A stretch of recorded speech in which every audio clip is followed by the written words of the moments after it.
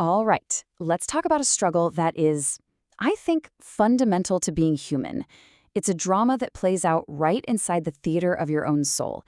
We're going to unpack the story of two core figures, the knight and the monk, and a choice that every single one of us has to face when the stage we've built for our life starts to crumble.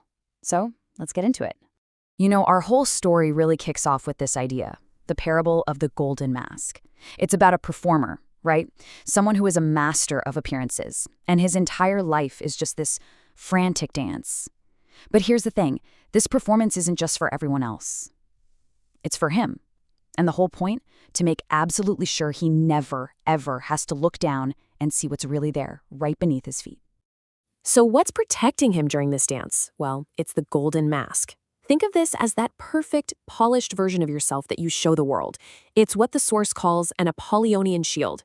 That's a fancy way of saying it represents logic, beauty, and perfect order. It's your job title, your social status, your carefully curated opinions. It's basically a masterpiece of self-defense, built for one purpose, to hide the absolute mess inside. And what is it hiding? The abyss. If the mask is all order and light, the abyss is the opposite.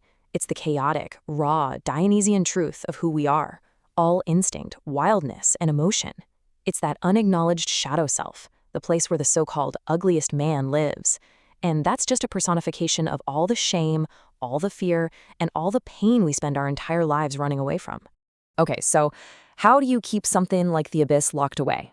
Well, the most common way is to build a fortress around it. And this is what we're going to call the architecture of pride. It's a fortress designed for one thing and one thing only, stasis. No change, no chaos, absolutely no surprises. The source material has this beautifully brutal name for this structure, a mausoleum of stasis. I mean, just think about that. It's a tomb that you build for yourself while you're still alive. And yeah, it feels safe, it feels solid and protective, and it shields you from the wild, unpredictable pulse of the world. But at its core, it's a structure of death, not a structure of life. This fortress, it's anchored by something called the spirit of gravity. It's that heavy, sinking feeling of duty and seriousness. It's a gilded cage. And inside, we make this critical mistake. We mistake the institutional leash, society's rules, for a golden chain of authority. We think we're the ones in charge, but really, we're just clinging to this heavy weight that keeps us from ever learning how to fly. And this brings us to our first character, our first archetype. The perfect person to live in this fortress is the Grail monk. He's the one who fully embraces this heavy, life-denying morality. He says no to the passions, no to the chaos of the earth. Instead, he's always looking up towards some distant, sterile, passionless backworld. A heaven that is, when you think about it, the ultimate mausoleum of stasis. But here's the thing about fortresses. No fortress lasts forever. Something always finds a way in. And in this philosophy, that something is a force of nature called the verdant absurdity. It's the wild, green, living chaos that shatters steel and crumbles stone. So what exactly is it? Picture a primeval forest that just refuses to be paved over. It's nature in its purest, most untamable form. A superhuman vitality that could not care less about your rules, your beliefs, or your carefully built walls. It is, for sure, the ultimate reality check.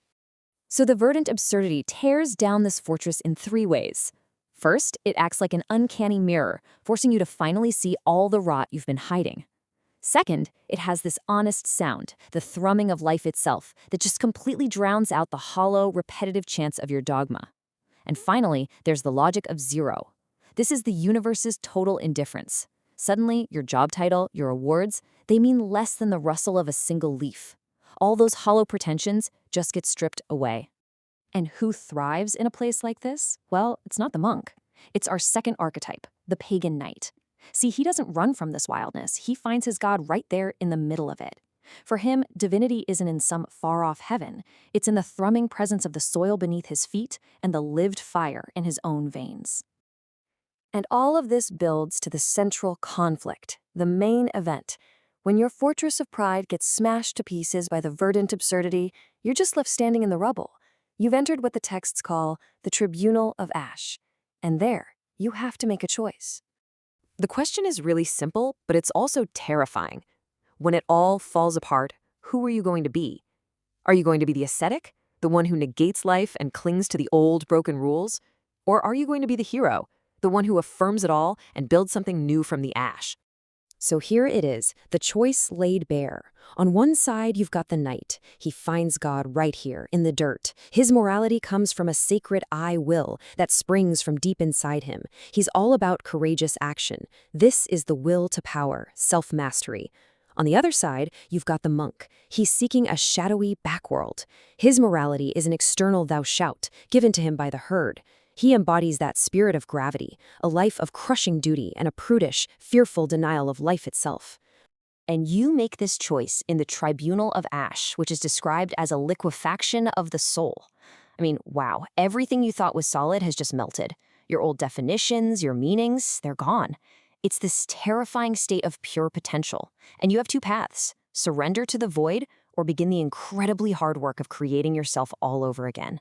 And if you choose that second path, that act of creation, that affirmation, well, that leads us to the final stage. And it's not about the knight destroying the monk. It's about integration, a mystical marriage that leads to a totally new kind of dance. Think about it like this. Before, your whole goal was to hide the ugliest man, to run from the abyss.